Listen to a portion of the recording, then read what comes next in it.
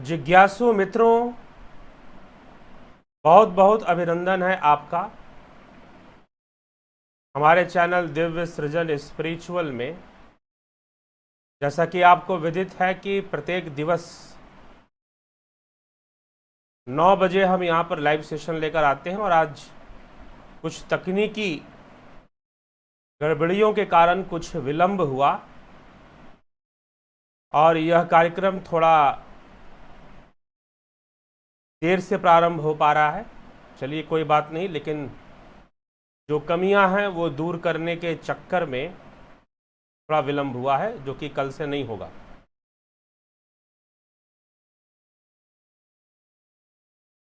तो चलिए, अगर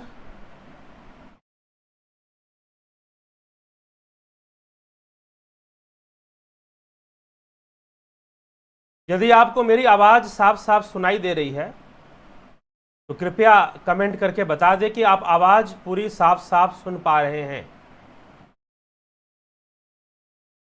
अगर आपको मेरी आवाज़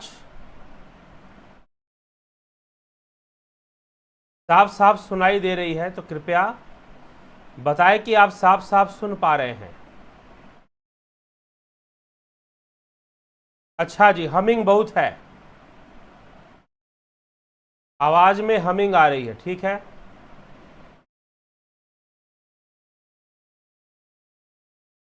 क्या आप आवाज़ सुन पा रहे हैं साफ साफ?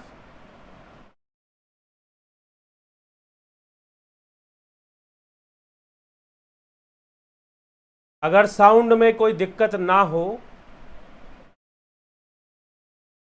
तो बताएं, ठीक है। अब आप लोग का उत्तर मिल गया है कि हाँ ठीक है, आवाज़ सुनाई दे रही है, तो फिर ठीक है। तो चलिए चर्चा करते हैं। और आज का जो विषय है, आज काफ़ी प्रतीक्षा करनी पड़ी, इसलिए निश्चय ही आप सभी बहुत ही धन्यवाद के और अभिवादन के योग्य हैं, अभिनंदन के योग्य हैं आप सभी, क्योंकि आप सभी ने प्रतीक्षा की। लखन सिंह तंवर जी, संतोष जी, राजगुरु, गोपाल शर्मा जी, तरनजीत सिंह जी, राजू पाल जी, महेश मखवाना जी, इसीलिए मैं नाम लेता हूं कि सभी जो प्रतीक्षा करने वाले यहाँ पर जिज्ञासु भाई हैं, वह निश्चय ही जिज्ञासु भी हैं और मुमुक्षु भी हैं। तो हम सब ज्ञान की ओर आगे बढ़ें, यही उद्देश्य रहता है। तो सबका भी अभिवादन है। महेश राम पिस्दा जी, तरनजीत सिंह जी,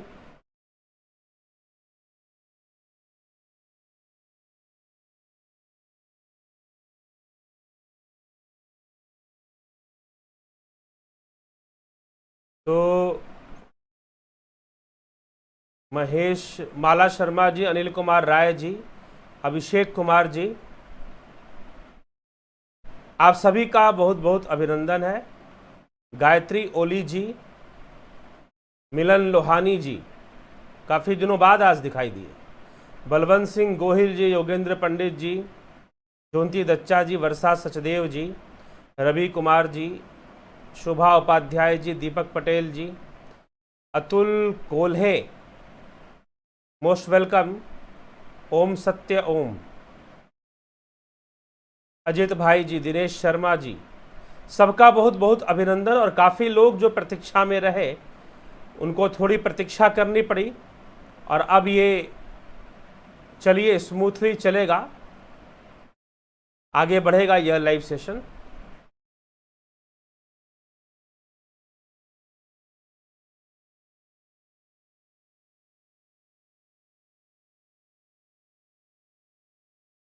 ठीक है, चलते हैं, आगे बढ़ते हैं। कोई समस्या बीच में आए तो कमेंट करके ज़रूर बता दें, आवाज़ से संबंधित या कोई और विषय से। तो आज का विषय है मित्रों, जैसा आपको पता है कि ब्रह्म, कठोपनिषद से वो ब्रह्म ना जन्मता है ना ही मरता है। यद्यपि और भी श्लोक हैं, लेकिन यह इस श्लोक तक हम चर्चा करेंगे कि ब्रह्म का ना ही जन्म होता है और ना ही ब्रह्म की मृत्यु होती है। किस प्रकार से कठोपनिषद में इसकी चर्चा मिलती है, हम एक एक श्लोक के माध्यम से समझेंगे। और कथा नचिकेता और यमराज की कथा जो चल रही है वह तो साथ में चल ही रही है, तो उस पर भी विचार करते हुए आगे बढ़ेंगे। प्रथम अध्याय का दूसरा वल्ली, प्रथम अध्याय का द्वितीय वल्ली पर हम चर्चा करेंगे और द्वितीय वल्ली के अंतर्गत 9 श्लोक हमने देख लिए थे। आज हम 10वें श्लोक से ये चर्चा प्रारंभ करेंगे। तो 10वां श्लोक में क्या कहा जा रहा है और क्या समझाने का प्रयास है, थोड़ा सा उस पर विचार कर ले। अहम जानामि शेवधि अनित्यम इति ही अध्रुवे तत् ध्रुवम न ही प्राप्यते ततः मया अनित्ये द्रवे नाचिकेत अग्निचितः नित्यम प्राप्तवान अस्मि प्राप्त जान्य हम, अर्थात कि अहम जानामि, मैं जानता हूं। मैं जानता हूं, क्या जानता हूं? थोड़ा सा कनेक्शन प्रॉब्लम रह रहा है, कोई बात नहीं, वो धीरे धीरे ठीक हो जाएगा। तो मैं जानता हूं कि कर्म फल रूप निधि अनित्य है, क्योंकि अनित्य वस्तुओं से वह नित्य पदार्थ नहीं मिल सकता। इसलिए मेरे द्वारा अनित्य पदार्थों के द्वारा नचिकेत नामक अग्नि का चयन किया गया। नित्य वस्तु परमात्मा को प्राप्त हो गया हूं, अतः उस निष्काम भाव की अपूर्व शक्ति से, तो यहां पर कहा जा रहा है कि मैं जानता हूं। नचिकेता, यमराज कह रहे हैं कि नचिकेता, मैं इस बात को भली भली बाती जानता हूं कि कर्मों के फल स्वरूप इस लोक और परलोक के भोग समूह जो निधि प्राप्त होती है वह अनित्य है। कर्मों के फल स्वरूप जो भी निधि प्राप्त होती है वह क्या है? वह अनित्य है, वह नित्य नहीं है। कर्मों के वशीभूत अनित्यता की प्राप्ति होती है, नित्यता की प्राप्ति नहीं होती है, यह सिद्ध है। इस रहस्य को जानकर मैंने नचिकेत अग्नि के चयन आदि के रूप में जो कुछ यज्ञ आदि कर्तव्य कर्म अनित्य वस्तुओं के द्वारा किए, सबके सब कामना और आसक्ति से रहित होकर केवल कर्तव्य बुद्धि से किए।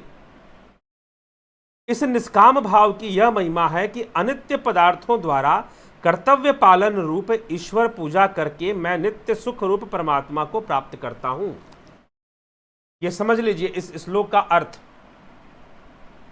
यहां पर अनित्य कर्म की बात, अर्थात नचिकेता ने पहले जो मांगा, नचिकेता ने क्या वरदान मांगा? एक वरदान उसने यह मांगा कि मेरे पिता मुझसे रुष्ट ना हो, मेरे पिता मुझसे प्रसन्न हो जाएं। दूसरा वरदान नचिकेता ने मांगा कि मुझे नचिकेत अग्नि, अर्थात वह अग्नि कौन है? वह अग्नि कौन है जिससे कि कहीं पर भी मनुष्य, जिससे वह अग्नि जिससे स्वर्ग की प्राप्ति संभव है। तो वह अग्नि के बारे में भी नचिकेता ने पूछा और नचिकेता को उसका उत्तर मिला। तो अब यह जो यज्ञ कर्म है, यह जो अग्नि कर्म है, यहां पर अग्नि का वरदान उसने प्राप्त किया। और अग्नि का जो वरदान प्राप्त किया, यह जो अग्नि है इसका पालन किस रूप में करना चाहिए? तो कर्तव्य कर्म के रूप में करना चाहिए। तो यहां पर यमराज कह रहे हैं कि मैंने कर्तव्य कर्म के रूप में इसका पालन किया है, कर्तव्य कर्म के रूप में मैंने इसका पालन किया है। और इसीलिए कर्तव्य की पालना करके निष्काम भावना से, कर्तव्य की पालना करके निष्काम भावना से मैं कर्म बंधन में नहीं बंधता हूं। तो कर्म बंधन से मुक्ति का क्या उपाय है? निष्काम कर्म। तो पहले तो इस यहां कठोपनिषद में जो पहले एक प्रश्न उठता है ना, देखिए प्रश्न क्या उठता है? प्रश्न ये उठता है कि नचिकेता ने जो पहले 2 वरदान मांगे वह तो अनित्य ही है। एक तो अपने पिता की प्रसन्नता, कि उसके पिता बिल्कुल प्रसन्न हो जाए उस पर, पिता उससे जरा सा भी रुष्ट ना रहे, पहले की भांति जो पिता पुत्र का संबंध था वैसे ही स्थापित हो जाए। दूसरा वरदान उसने मांगा कि वह अग्नि कौन सी है जिससे स्वर्ग की प्राप्ति होती है। तो स्वर्ग की प्राप्ति करना भी अनित्य है। स्वर्ग नरक आदि लोक अनित्य हैं। कर्मों के द्वारा प्राप्त होने वाला सुख और दुख जो फल है वह भी तो अनित्य है। तो अनित्य की प्राप्ति होती है कर्म से, और कर्म फल के रूप में जो भी प्राप्त होता है वह क्या है? वह वस्तु अनित्य वस्तु है, वह नित्य नहीं है। तो अनित्य है। और यह जो नचिकेत अग्नि है वह अग्नि जो स्वर्ग की प्राप्ति में साधन है, जो सुख में साधन है, जो पुण्य में साधन है, उसको भी निष्काम भावना से कर्तव्य पालना के वशीभूत करना चाहिए, अर्थात उसे कर्तव्य समझकर ही करना चाहिए। ऐसा उपदेश यहां पर दिया जा रहा है, ना कि कर्तव्य समझकर जो लोग नहीं करते हैं वह कैसे करते हैं? मोह के वशीभूत करते हैं, और मोह के वशीभूत करने वाले निश्चय ही कर्म बंधन में बंध जाते हैं। जो मोह के वशीभूत नहीं करते वह कर्तव्य पालना के वशीभूत करते हैं। जो मोह के वश में नहीं है वह कर्तव्य पालना के वश में है, और कर्तव्य पालना के वश में आकर वह अपने अग्नि कर्मों को पूर्ण किया करते हैं। तो जिज्ञासुओं, यह विषय है कर्तव्य पालना का। और जो इस प्रकार से निष्काम भाव से कर्म करते हैं, निष्काम भाव से अग्नि आदि सभी कर्मों को करते हैं, यमराज यही कह रहे हैं कि नचिकेता, मैं भी निष्काम भाव से ही ये सारे कर्म करता हूं। इसीलिए प्रत्येक मनुष्यों को इन सभी अग्नि कर्मों को निष्काम भाव से ही करना चाहिए। अब यमराज जो है, देखिए, वह देव हैं और उनके पास स्वर्ग का सारा सुख भी है, अप्सराएं और तरह तरह के सामर्थ्य, मृत्युदाता भी हैं। जिसका समय आ जाता है, कर्म के अनुसार जिसका समय आ गया उसको वह उठा भी लेते हैं, अर्थात उसे मृत्यु भी देते हैं। तो नचिकेता बड़े निश्चिंत हैं कि भाई नचिकेत अग्नि का वरदान मुझे मिल चुका है, तो अब जो यह अनित्य वस्तु की प्राप्ति है वह तो हो चुकी।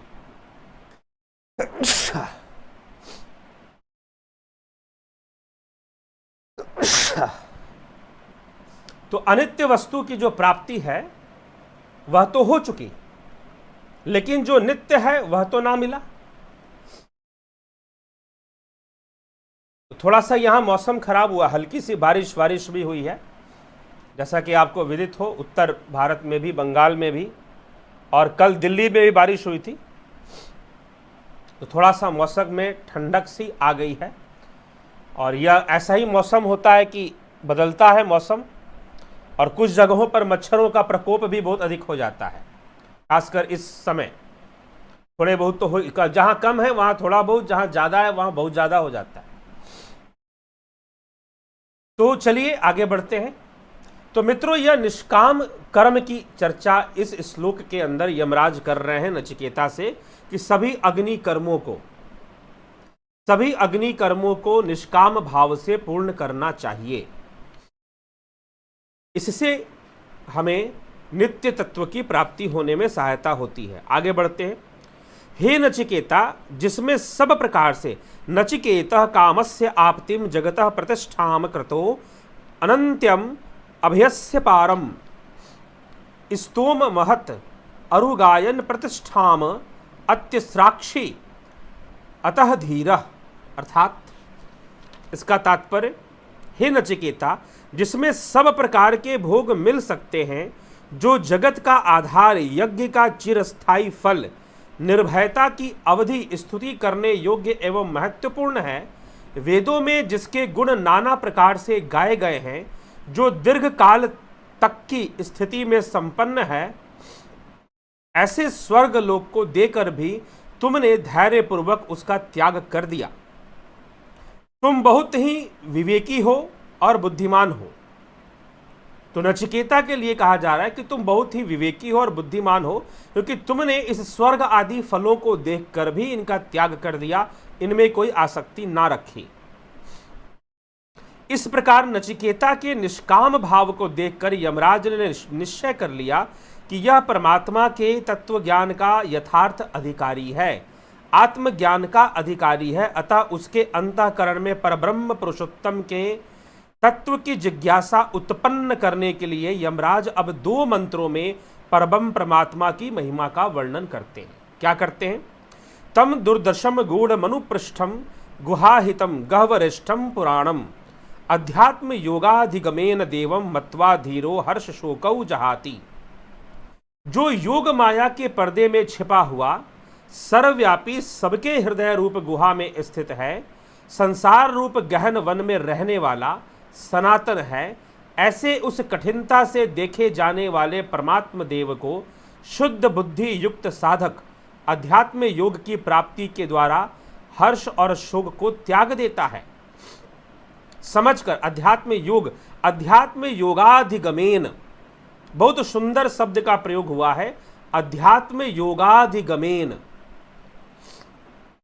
तो अध्यात्म योगाधिगमेन कि जो इस छुपे हुए सर्वव्यापी गुहा में, सबके हृदय गुहा में स्थित संसार रूप गहन वन में रहने वाला सनातन है, ऐसे उस कठिनता से जाने वाले परमात्म देव को शुद्ध बुद्धि युक्त साधक धीर जन ज्ञानी जन अध्यात्म योगाधिगमेन, अध्यात्म योग के द्वारा, यहां पर शब्द पकड़िए और इसको समझिए, अध्यात्म योग के द्वारा समझकर हर्ष को और शोक को त्याग देता है। अर्थात परमात्मा कैसे समझ में आएगा? लोग पूछते हैं ना कि हम तत्व को कैसे जानेंगे। कहा जाता है कि यह आत्मा इंद्रियातीत है, यह आत्मा भावातीत भी है, तर्कातीत भी है। इसे तर्कों से, कल के विषय में हमने ये सुना कि इसे तर्कों से नहीं जान सकते, इसे इंद्रियों से नहीं जान सकते। तो इसका मतलब इसको नहीं जान सकते, कैसे जानेंगे? अगर हम इसे जानेंगे तो अध्यात्म योगाधिगमेन, अध्यात्म योग के द्वारा ही हम इसे जानेंगे। कैसे जानेंगे? अध्यात्म योग के द्वारा। अब यहां पर जो शब्द प्रयोग हो रहा है, अध्यात्म योगाधिगमेन देवम मत्वा धीरो हर्ष शोको जहाति, कि जो धीर जन है, जो ज्ञानी जन है, वो अध्यात्म योग के द्वारा समझकर, किसको समझकर? उस आत्मा को समझकर, अध्यात्म योग के द्वारा उस आत्मा को समझकर, जानकर वो हर्ष और शोक का त्याग कर देते हैं। तो जानोगे कैसे? मात्र तर्कों से नहीं, मात्र बातों से नहीं, अभ्यास करते हुए, अध्यात्म योग का अभ्यास करते हुए जानोगे। ठीक है। एत श्रुत्वा संपरिगृह्य मर्त्यः प्रवृह्य धर्म मणुमेतमाप्य समोदते मोदनीयम ही लब्ध्वा विवर्त्वम सध नचिकेतसम मन्ने। मनुष्य इस धर्म में को सुनकर, इस धर्म अर्थात इस ज्ञान को सुनकर भली भांति ग्रहण करके, उस पर विवेक पूर्वक चिंतन करके, सूक्ष्म आत्म तत्व को जानकर, वह आनंद स्वरूप परब्रह्म को पाकर, अर्थात यहां पर देखिए टीकाकार में कई शब्द ऐसे लिख दिए जाते हैं जहां पर लोगों को लगता है कि अलग अलग अर्थ है, परब्रह्म का अर्थ अलग, आत्मा का अर्थ अलग, परमात्मा। जी नहीं, एक ही है, लेकिन यहां पर अर्थ में इस प्रकार की, उसको आनंद स्वरूप को, मोदनीयम अर्थात जो आनंद स्वरूप है, उसको जानकर और पाकर मोदते ही, आनंद में ही मग्न हो जाता है। तुम नचिकेता के लिए मैं परम धाम का द्वार खुला हुआ मानता हूं। हे नचिकेता, तुम्हारे जैसा आत्मज्ञान का जिज्ञासु, जो कि संसार की माया में उलझा हुआ नहीं है, जो संसार के नित्य और अनित्य वस्तुओं का सार जानता है, जो जानता है कि नित्य क्या है और अनित्य क्या है, यह कर्म फल, कर्मों से प्राप्त होने वाला सुख दुख, स्वर्ग आदि का सुख और नरक आदि का दुख, यह सब ही अनित्य है। इसीलिए इनके प्रति मोह नहीं रखना चाहिए, इनके प्रति हमें अवसादग्रस्त नहीं होना चाहिए। स्वर्ग का सुख मिले तो स्वर्ग का सुख भी अनित्य है, अगर नरक का दुख मिले तो वह भी निश्चित ही अनित्य है। जो नित्य वस्तु आत्मा को जानने वाले हैं, वह इन सब का मोह नहीं करते, ना ही दुखी होते हैं और ना ही इनसे सुखी होते हैं। इसीलिए यमराज कहते हैं कि सभी अग्नि कर्मों को, अग्नि कर्म वास्तव में गृहस्थ कर्मों के लिए अग्निकर्म। और यहाँ पर प्रारंभ से ही हमने जो सुना है, यमराज एक गृहस्थ व्यक्ति हैं, क्योंकि 3 दिन से वह जब घर में नहीं थे और जब वापिस आए तो उनकी पत्नी ने उन्हें बताया कि आपके द्वार पर कोई ब्राह्मण पुत्र, कोई ऋषि पुत्र आपकी प्रतीक्षा 3 दिन से कर रहा है, और 3 दिन से उसने ना अन्न ग्रहण किया है और ना ही जल ग्रहण किया है। इसलिए सर्वप्रथम आप उस ऋषि पुत्र को जाकर दर्शन दें और उससे पूछें कि उसकी क्या आवश्यकता है। अगर कुछ देने योग्य दान है तो उसे अवश्य दान दें। और उसी में 3 दिन के बदले में यमराज कहते हैं कि तुम 3 वरदान मांग लो, और उन्हीं 3 वरदानों को मांगा है। उसी में नचिकेत अग्नि का भी वर्णन आ गया, तो जो कि स्वर्ग की प्राप्ति कराने वाला है, जो कि अनित्य ही है। तो यमराज कहते हैं कि अनित्य भोगों को भी निष्काम भावना से भोगना चाहिए, चाहे अब दुख मिल रहा हो चाहे सुख मिल रहा हो। संसार के भोगों को भी निष्काम भावना से कर्तव्यपूर्ण, देखिए जब कर्तव्य की भावना होगी तो निश्चय ही निष्काम होगा, लेकिन जब भोग की भावना होगी, जब लोभ लालच और भोग होगा, तो फिर कर्तव्य नहीं रह जाएगा, फिर तो कर्तव्य रह ही नहीं जाएगा। इसीलिए कर्तव्य की भावना से ही संसार के कर्मों को करना चाहिए, और जो कर्तव्य की श्रेणी में आते हैं उन्हीं को करने के लिए प्रयासरत रहना चाहिए। कहने का तात्पर्य यह है। तो यही बात यमराज यहां पर कह रहे हैं कि इस प्रकार से जो उनमें आसक्त ना होकर इस प्रकार से नित्य अनित्य वस्तुओं को समझता है, आत्म तत्व का जिज्ञासु है और उसको जान लेता है, हे नचिकेता, तुम्हारे लिए, तुम जैसे जिज्ञासु के लिए परम धाम का द्वार हमेशा खुला रहता है। किसके लिए परम धाम का द्वार खुला रहता है?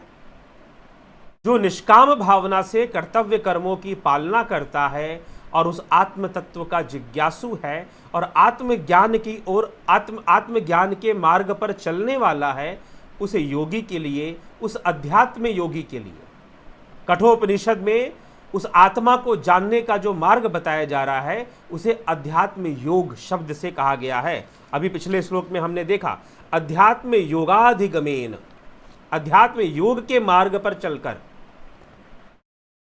उसको, उसके द्वारा ही वह उस आत्मा को जान पाता है। ठीक है, ये चर्चा यहां पर मिल रही है। आगे बढ़े, क्या कहा जा रहा है? अन्यत्र धर्मादन्यत्रास्मात् कृताकृतात् अन्यत्र भूताश्च भव्याश्च यतत पश्यसि तद्वद।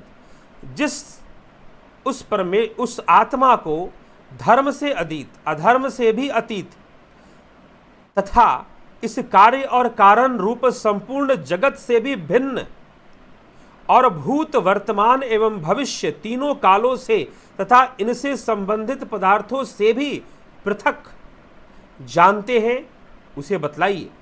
अर्थात जो कार्य और कारण के सिद्धांत से परे है, जो वर्तमान, भूत और भविष्य से भी परे है।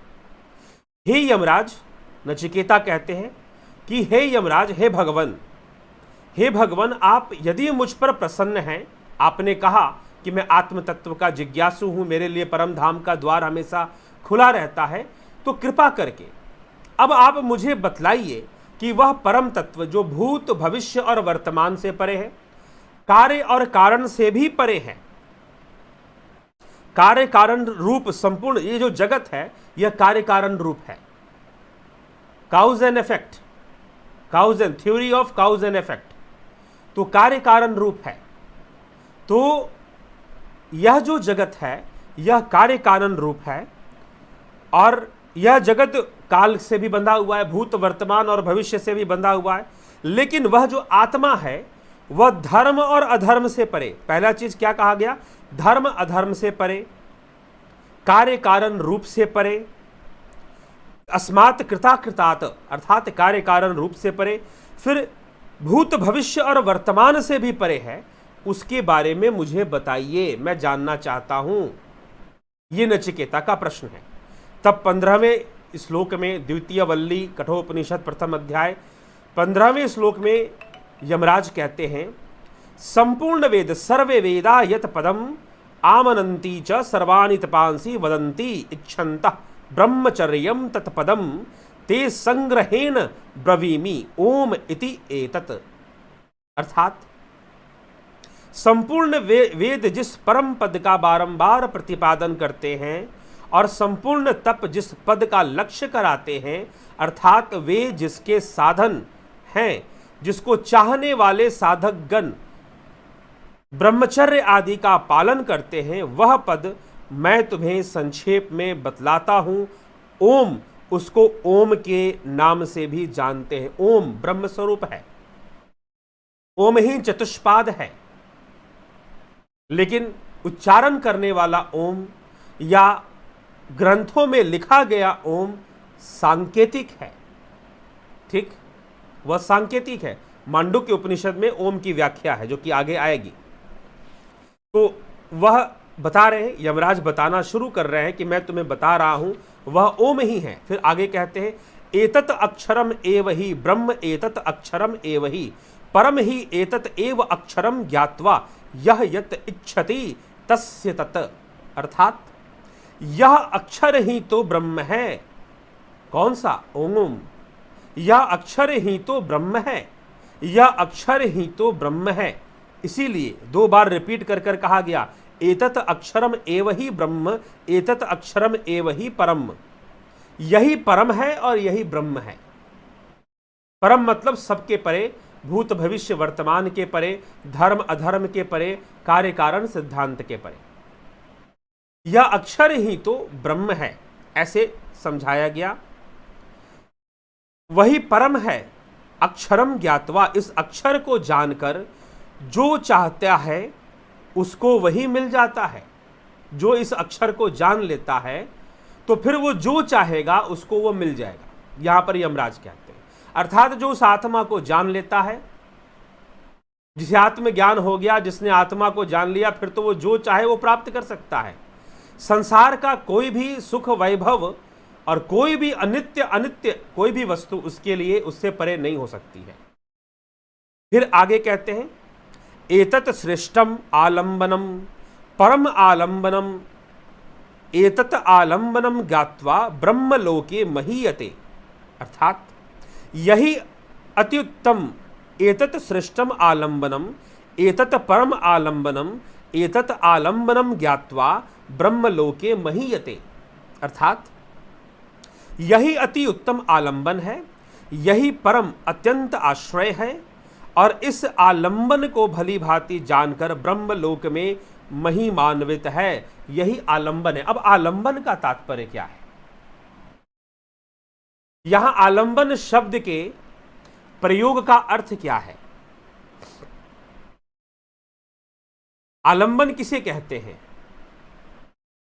आलंबन मतलब कि जिसका आधार लेकर, जो साधन है जिसका आधार लेकर सब कुछ बना है, जिसका आधार लेकर कर्मफल का सिद्धांत चल रहा है, जिसका आधार लेकर प्रकृति की सारे क्रियाकलाप चल रहे हैं, वही आलंबन है, वही आधार है। एक आधार है बिजली, जिससे यह मोबाइल चल रहा है, जिससे यह वीडियो लाइव चल रहा है। एक आधार है बिजली, जिससे यह पंखा चल रहा है, यह लाइट जल रही है, तब ये वीडियो लाइव हो रहा है और आप बिजली के आधार लेकर देख पा रहे हैं। बिजली के आधार लेकर बहुत कुछ हो रहा है, लेकिन फिर भी बिजली उन सब से अलग है। बिजली की कोई आसक्ति नहीं है, बिजली की कोई आसक्ति नहीं है। तो यह हमें समझना है। तो बिजली का आधार लेकर यह सब चल रहा है। वैसे ही वह आलंबन है, वह आत्मा ही आलंबन है। उस आत्मा के आधार से ही सब कुछ चलायमान है, उसी के आधार से सब कुछ चल रहा है, उसी के सकाश से सृष्टि, प्रकृति सृष्टि करती है और सृजन करती है और नष्ट भी करती है। लेकिन वह स्वयं इन सभी क्रियाकलापों से भिन्न है, पृथक है।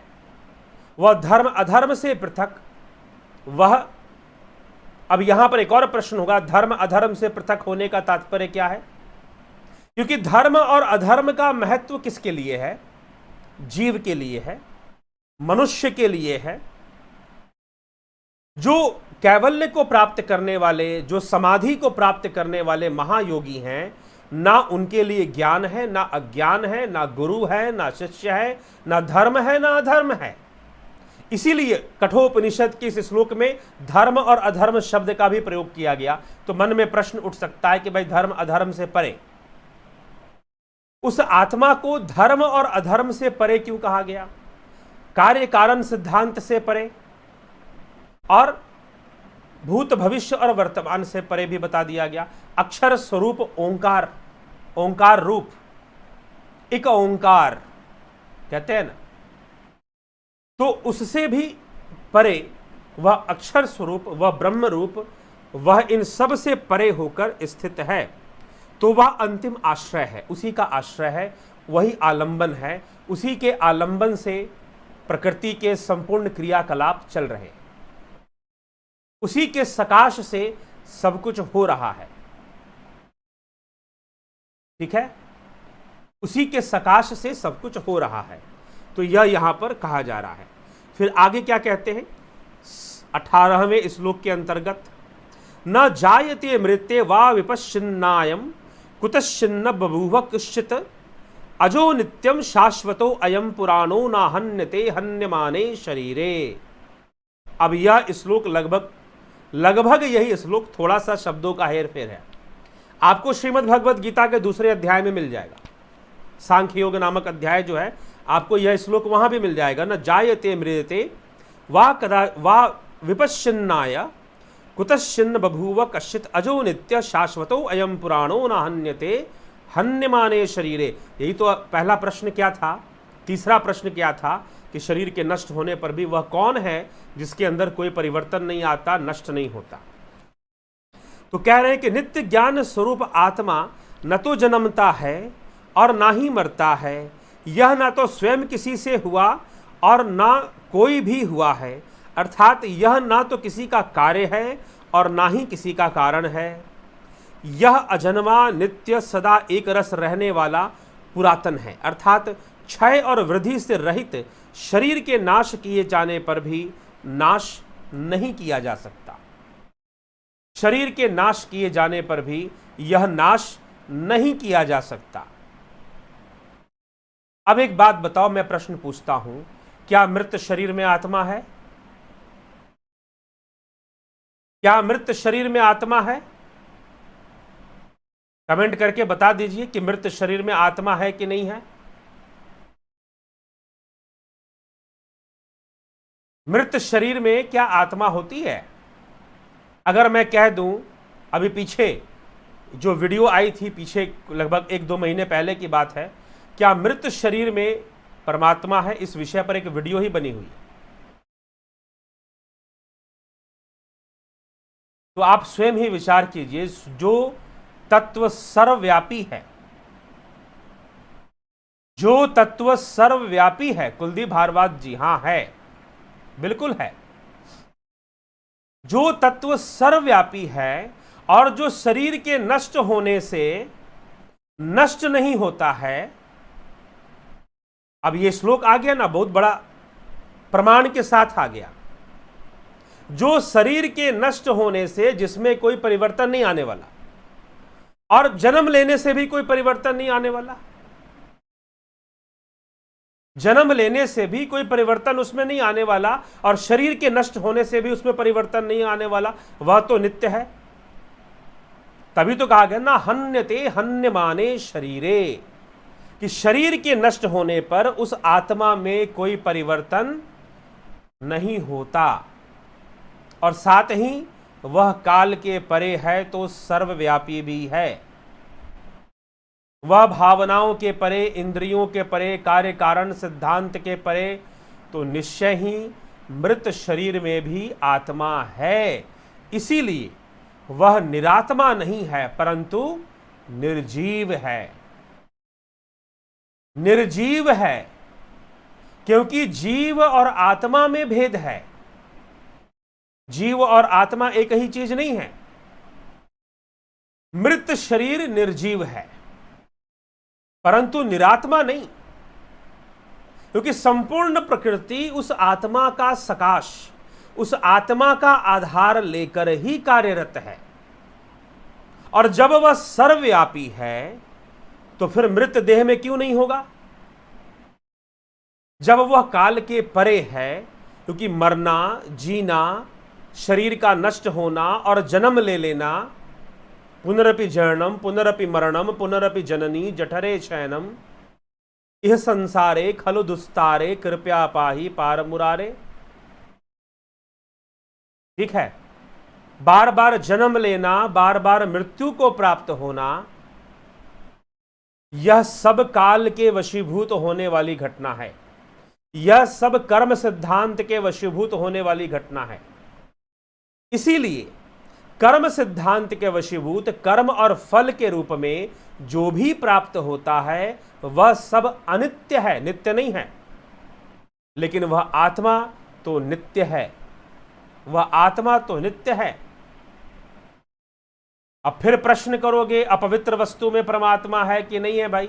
अरे भैया, अपवित्र वस्तु, पवित्र वस्तु, बदबूदार वस्तु, खुशबूदार वस्तु, अगर कोई जहर खुशबूदार होगा तो क्या उसमें परमात्मा मान लोगे? इसीलिए ये हंसी का पात्र है कि आप ये कहते हो कि फलानी जगह तो गंदगी है, सुअर तो गंदा जानवर है, अरे उसमें परमात्मा कैसे हो सकता है? नहीं, उसमें परमात्मा नहीं हो सकता, हमारा हृदय नहीं मानता। तो हृदय नहीं मानता तो यह कोई तर्क नहीं है। मानने के लिए आप सूरज को चांद मान लो, चांद को सूरज मान लो, क्या फर्क पड़ता है?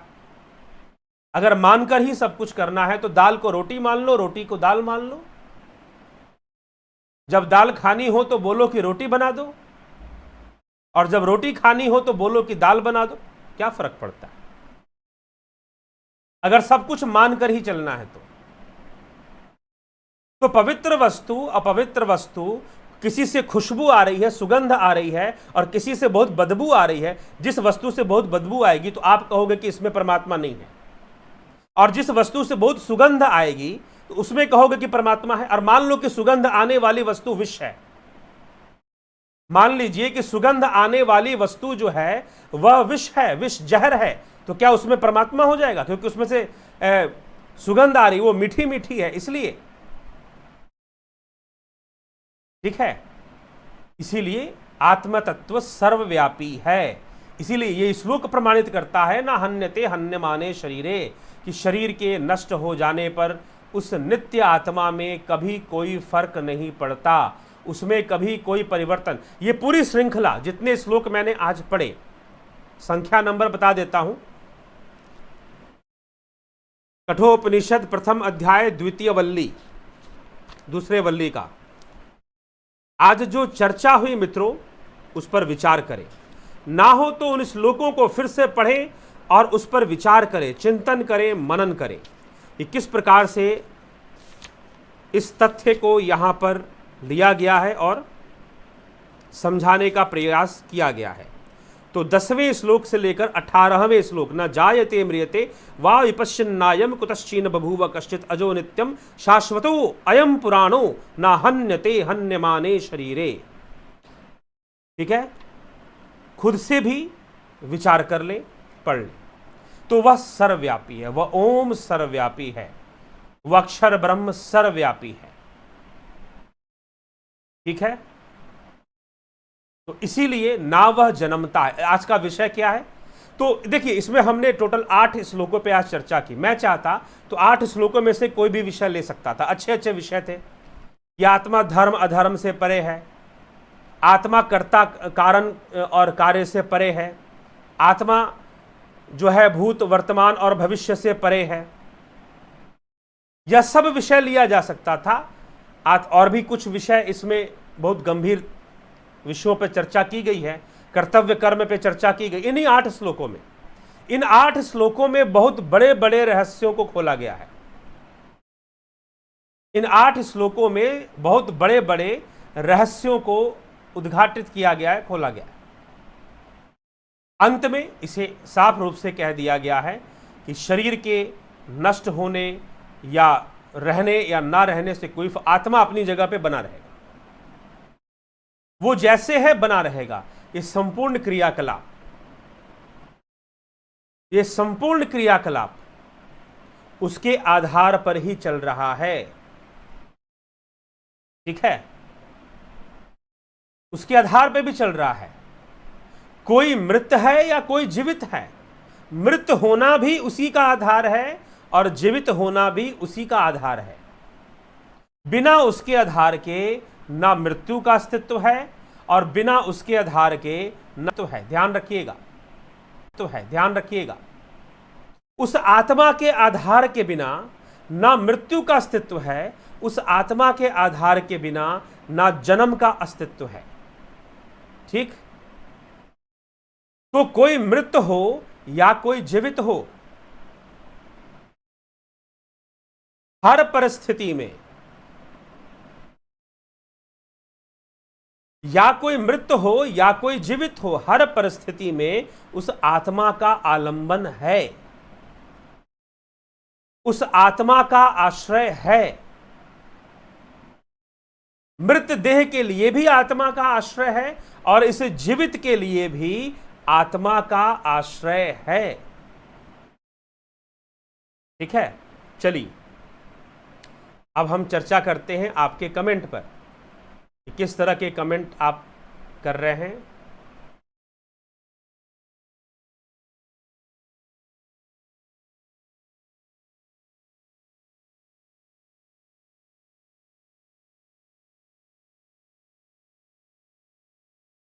बड़े भाई, हमने सुना है कि कल्कि अवतार संत के रूप में अवतार लेगा, और आप कहते हैं कि सभी संस्था कुएं के मेंढक बनाते हैं, तो हम कैसे जाने कि उस कल्कि को समझने का प्रयास करें। सुनिए, अब कल्कि को समझने का प्रयास आप कैसे करेंगे। आप जो कल्कि अवतार वाली जो मेरी वीडियो है, लास्ट तक सुन लीजिए, लास्ट तक, अंत तक सुन लीजिए, आपको स्पष्ट हो जाएगा।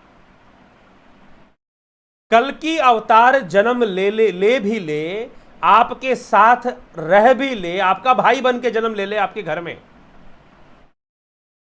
फिर भी आपको अपने कर्मों का फल भोगना है, उससे आप बच नहीं पाओगे। ये उस वीडियो में यही बात प्रमाणित की गई है। तो कल्कि अवतार जन्म ले चाहे न ले, आपका कर्म प्रधान है और आपका योग प्रधान है कि आप योगी हैं कि नहीं, भक्त हैं कि नहीं। भगवान कृष्ण द्वापर में हुए, लेकिन मीराबाई के लिए तो कलयुग में भी आ गए, मीराबाई के लिए कलयुग में भी प्रकट हो गए। तो इसीलिए आप इस विषय को अच्छे से समझिए। जब इस विषय को नहीं समझेंगे, कर्म प्रधानता, कर्म, इसीलिए मैं कल्कि अवतार पे जब भी प्रश्न करते हैं, मुझे लगता है कि वो वीडियो अपने आप में पर्याप्त है। पूरा अंत तक सुन जाइए, अंत तक सुन जाइए। केवट राम से मिलने नहीं गए थे, सबरी को नहीं जाना पड़ा था, राम को चलकर आना पड़ा था, क्योंकि केवट का कर्म ऐसा था, सबरी की भक्ति ऐसी थी, केवट की भक्ति ऐसी थी, चलकर आना पड़ा था। कृष्ण को मिथिला जाना पड़ा था, एक राजा जनक से मिलने और वहां रहने वाले एक साधक ब्राह्मण से मिलने के लिए जाना पड़ा था उन्हें, क्योंकि उनका कर्म वैसा था।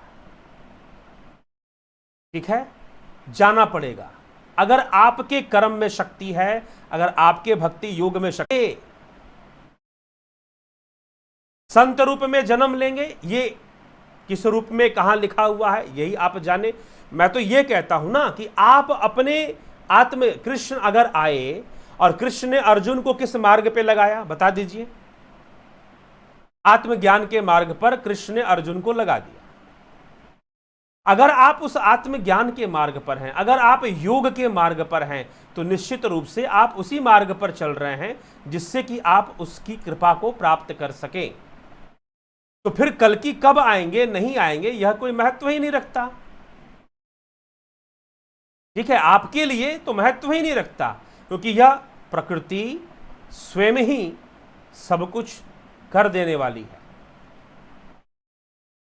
इस बात के लिए हम क्यों भटके कि भाई कल्कि कब आएंगे, ठीक है, तो कर्म कीजिए। मुझे लगता है कि अभी मैं उस विषय को दोबारा उठाऊंगा तो लंबा चौड़ा और एक घंटा और बीत जाएगा, 45 मिनट वीडियो को हो चुके हैं वैसे भी।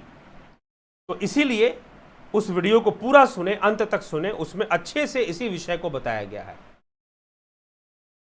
हमारा शरीर तो जो रोग हो जाते हैं, जैसे कि हार्ट अटैक हो गया, ब्रेन के रोग हो गए, या भी जो हमें हॉस्पिटल जाके एडमिट होना पड़ता है, ये सब रोग सूक्ष्म शरीर के होते हैं या स्थूल शरीर के?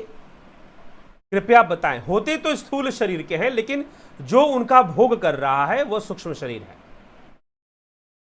सूक्ष्म शरीर ही उनका भोग कर रहा है।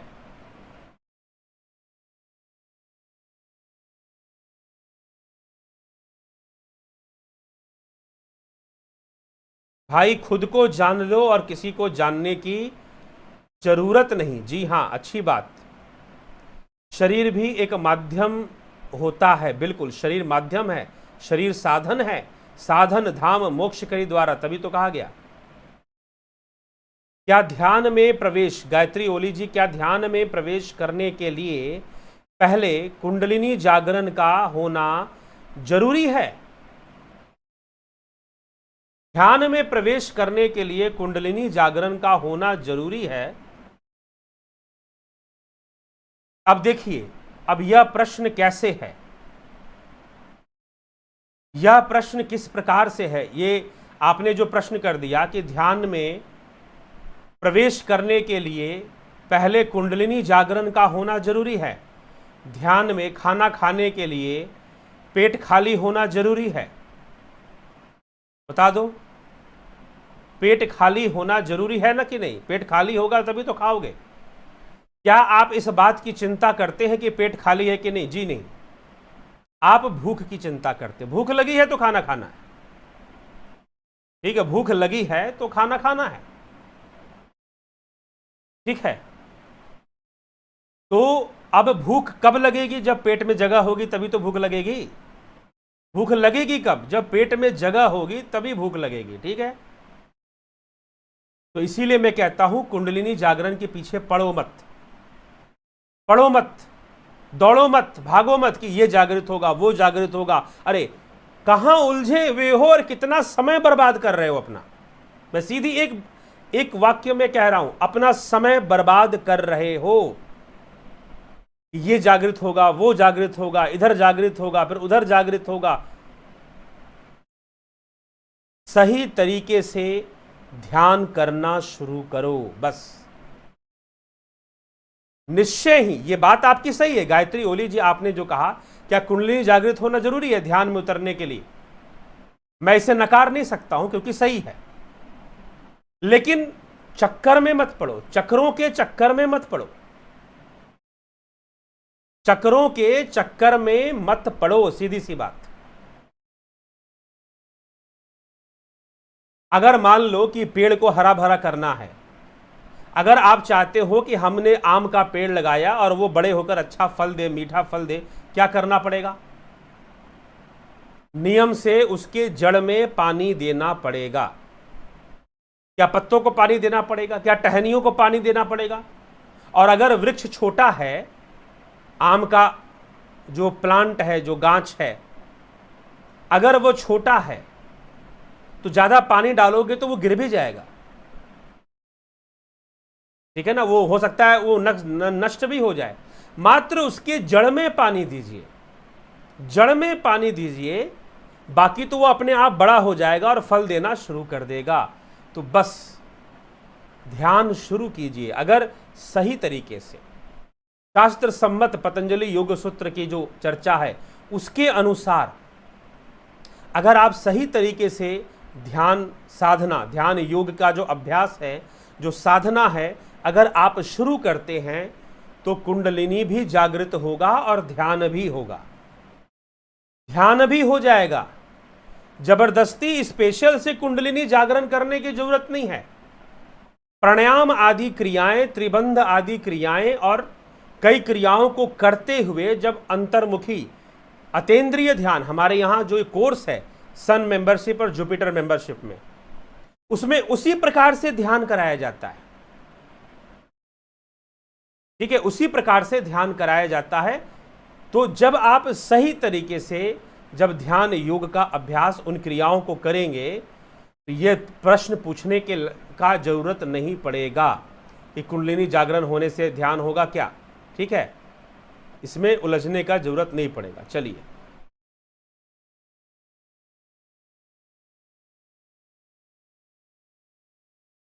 आपने पतंजलि योग सूत्र में कहा है कि समष्टि चित्त में अहम भाव आने से ही व्यष्टि चित्त निर्मित होता है। फिर व्यष्टि चित्त को विलीन करना है या अहम को विलीन करना है? जी हाँ, चित्त को ही विलीन करना है। ठीक है, तब पूर्ण कैवल्य है। अहम को विलीन, पहले अहम विलीन होगा तो व्यष्टि चित्त खत्म होगा। ठीक है, फिर समष्टि चित्त की जो अवस्था आएगी उसी में चित्त का विलीन भी होगा। वो समष्टि चित्त के साथ चित्त का लय हो जाएगा। समष्टि चित्त में संपूर्ण सिद्धियों की प्राप्ति हो जाती है और समाधि की प्राप्ति होती है, लेकिन जो निर्बीज समाधि है उसमें समस्त चित्त का लय माना गया है। ठीक,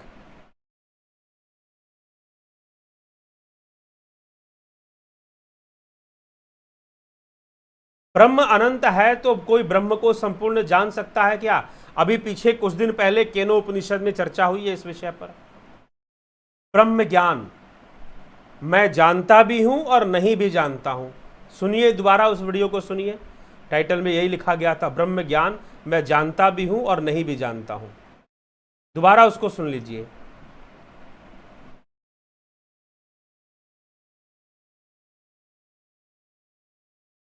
आत्मा अजन्मा, नित्य, शाश्वत और पुरातन है और नाशवंत। ऐसे शरीर में रहते हुए भी आत्मा का नाश नहीं होता। जी हां, ब्रह्म तत्व में जब तक आप विलीन नहीं होते तब तक आप उसकी मौजूदगी का एहसास नहीं कर पाओगे। कृष्ण, राम, बुद्ध आदि एक्सेट्रा क्या सिद्ध पुरुष हैं? और इसका मतलब वो सभी किसी जन्म में योग किया होगा। बिल्कुल, वो योगी ही थे, सिद्ध योगी थे। ठीक है,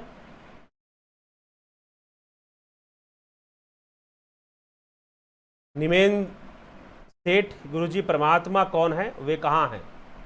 हृदय गुहा में है, वहीं से जाना जाएगा, है तो सर्वव्यापी।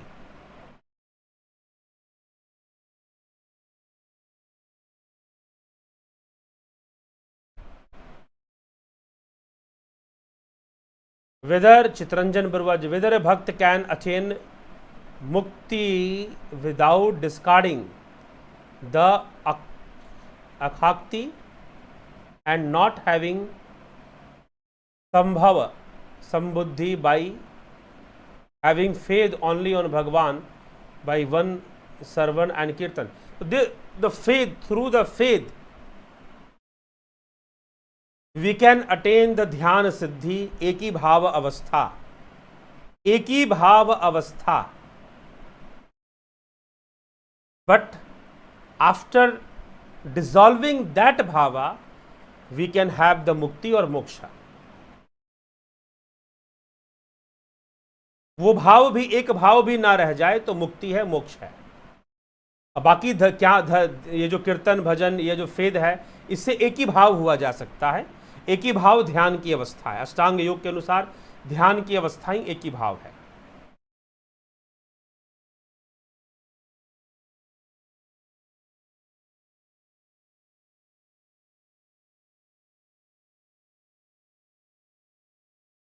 सर, मैंने सुना है शिव शंभू का कोई जन्म नहीं हुआ है, फिर वो कैसे सिद्ध पुरुष हुए? शरीर रूप में तो आए, इसीलिए सिद्ध पुरुष हुए।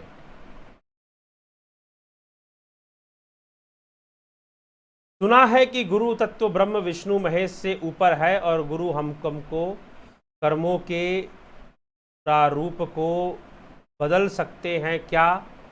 ये सत्य है कि जी नहीं, कर्मों के प्रारूप को कोई नहीं बदल सकता बिना किसी आधार के। ठीक है, कोई नहीं बदल सकता, गुरु भी नहीं बदल सकता। जब तक आप गुरु को आधार नहीं दोगे, अपनी साधना का, अपनी भक्ति श्रद्धा सेवा का आधार जब तक आप नहीं दोगे, तब तक गुरु भी आपके लिए कुछ नहीं कर सकता। ठीक है, इसीलिए कर्म की जो सत्ता है सब इसके वश में है।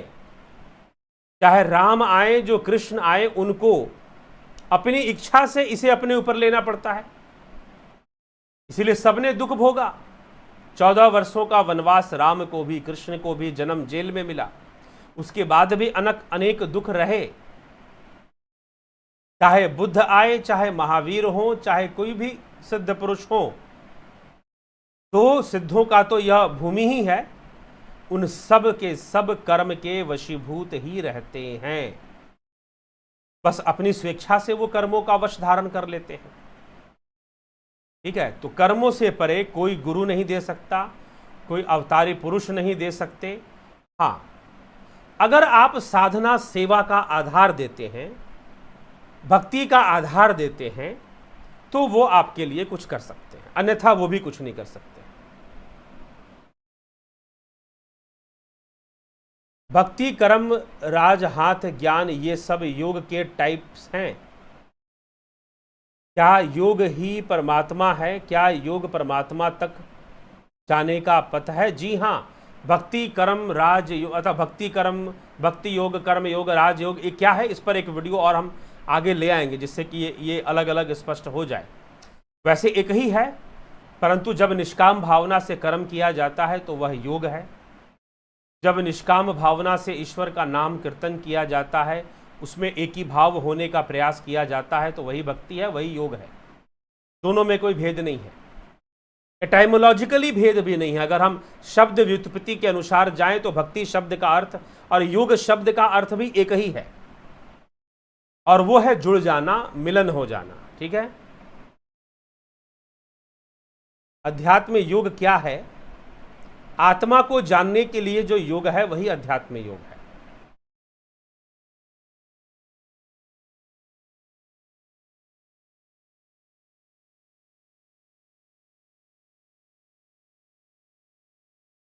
ओम ब्रह्म अक्षर, या अभी और चर्चा इस पर आएगी। एक श्लोक में आज चर्चा हुई है, अभी और भी आएगी। ठीक, गुरु जी, क्या प्रणव नाद, अनाहत नाद, ब्रह्म की अभिव्यक्ति, यही सत्य ओम कहलाता है? जी, यह भी ओमकार का ही शुद्ध रूप है।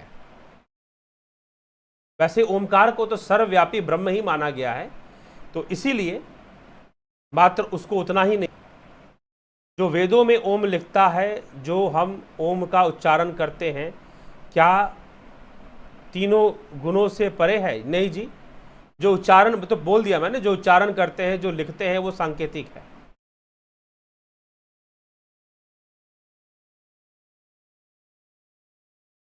मुझे किसी की भी मृत्यु का शोक नहीं रहा, और मूर्ति पूजा पहले मैं करता था, पर उनका भाव अब नहीं रहा, और सबकी कामनाओं का सुनाई देना करता हूं। चलो ठीक है, मूर्ति पूजा करते भी थे तो अपनी कर्तव्य निष्ठा से उसे कर सकते हैं। मरणोपरांत शरीर में आत्मा स्वरूप जीवन शक्ति के रूप में नहीं होता। हाँ, जीवन शक्ति के रूप में नहीं होता, लेकिन आत्मा तो होता ही है, सर्वव्यापी है तो होता ही है, जीव नहीं होता। भाई मेरे मित्र, शरीर में आत्मा नहीं रहती, चलो जी, लेकिन रहती है, शास्त्र अनुसार तो रहती है।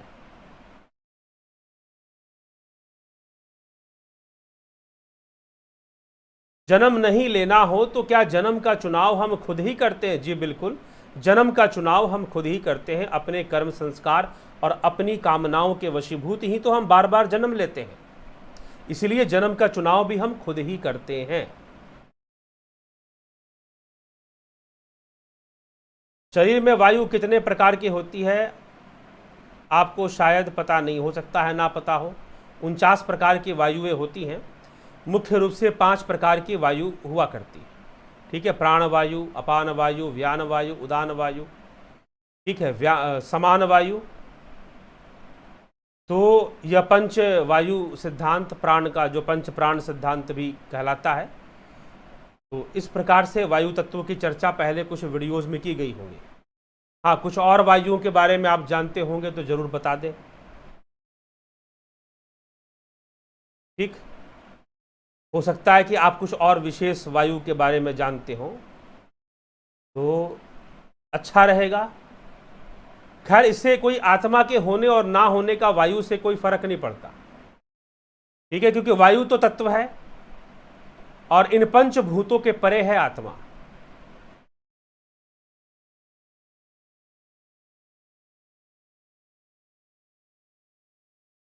ब्रह्म ओंकार स्वरूप है, वह मेरी खुद की अनुभूति ही वो शिव है जी।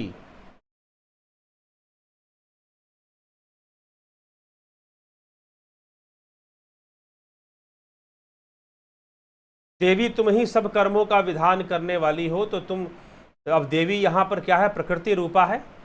और प्रकृति जो है नित्य है, अनादि है, वही ब्रह्म रूपा है, ठीक है।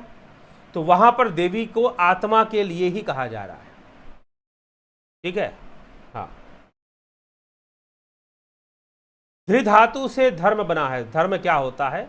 धृ धातु से धारण करने से धर्म सिद्ध होता है।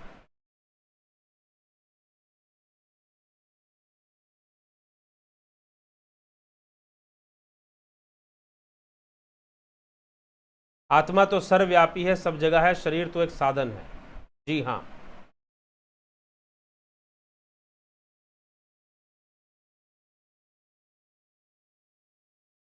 अग्नि कर्म को कैसे इंक्रीज कर सकते? इसे इंक्रीज क्या करना है? हम संसार में अग्नि कर्म के आधार पर ही रहते हैं।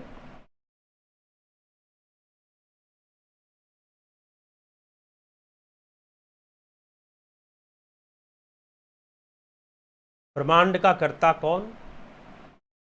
सुख दुख का कर्ता, द्वैत का कर्ता तो प्रकृति ही है, लेकिन उन सब उस ब्रह्म के साकाश से ही चलता है। 84 के चक्कर में जीवात्मा को मुक्ति, अमरता, पूर्ण अवतार के अलावा आदि शक्ति भी नहीं दे सकती, ये भी सुना है। चलो जी,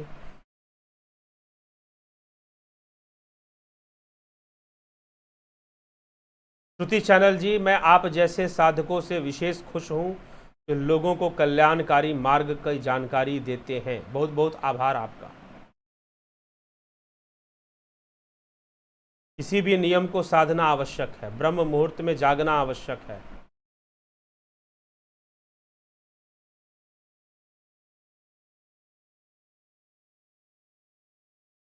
योग और साधना करने वाले को कभी किसी युग में भक्त का टाइटल मिला है? जी मिला है ना, क्यों नहीं मिला है। योग और भक्ति को भगवान कृष्ण कह ही रहे हैं कि एक है।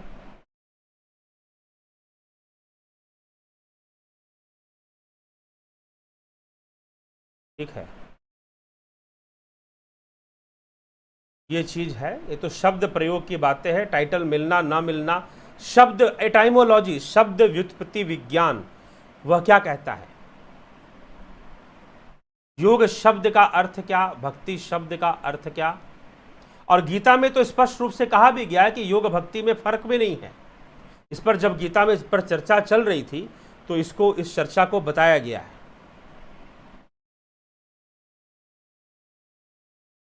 चलिए मित्रों, इसी के साथ आपके कमेंट्स पर भी व्याख्या हो गई।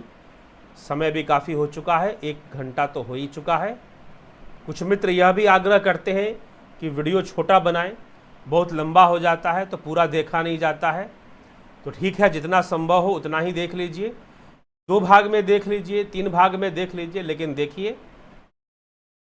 तो चलिए, इसी के साथ विचारों को यहाँ विराम देते हैं, इस सभा को भी विराम देते हैं, लेकिन फिर भी प्रयास रहेगा कि थोड़ा सा छोटा किया जाए। ठीक है, 1 घंटा ना, कम से कम 45-40 मिनट में ही ख़त्म हो तो बेहतर रहेगा। ये कोशिश रहेगी, कल से ऐसा थोड़ा प्रयास जरूर करेंगे। ठीक है, चलिए इसी के साथ विश्राम देते हैं। बहुत बहुत आभार आप सभी का।